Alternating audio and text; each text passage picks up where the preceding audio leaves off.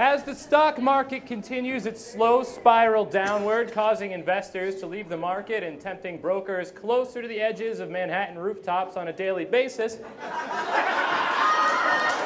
many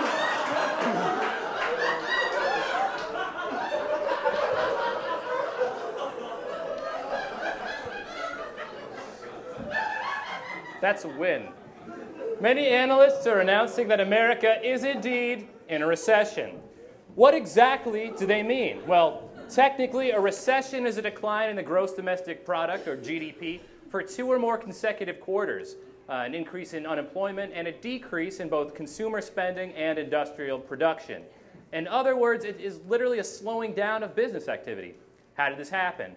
Most experts are pointing to the summer's record-high oil prices and the decline of the dollar.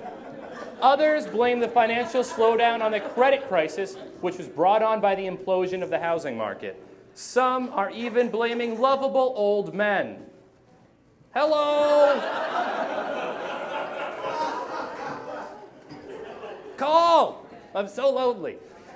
In Greenspan's defense, when he was slashing interest rates and preaching the virtues of deregulation, he's not only thought it was 1972, but he thought he was wise Professor Dumbledore.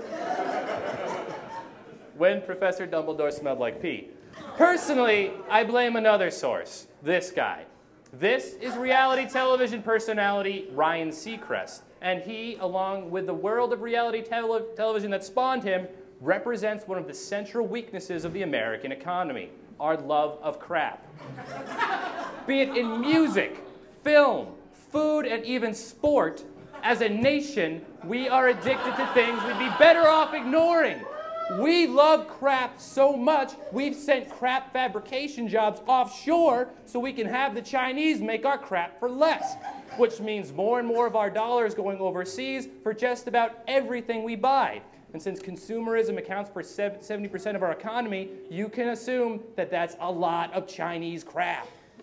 While it's nice to be able to buy a pair of shoes for $4 at the local Walmart, it's admittedly a bit of a bummer when a toddler gets lead poisoning from Thomas the Tank Engine, or an adventurous gourmand learns the secret ingredient that makes Chinese candy so delicious is actually an industrial toxin.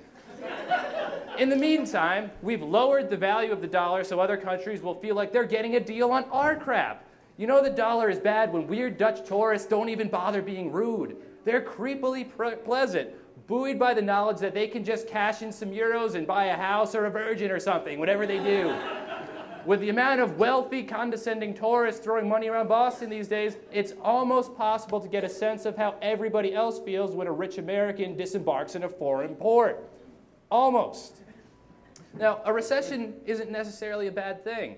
It could force Americans to reconsider our dependence on crap. We might demand that jobs come back to America, push for better standards in education to allow for a more competitive workforce, and decide once and for all that anyone who uses the term flip when describing anything other than acrobatics or vomiting should be launched into space forever and ever.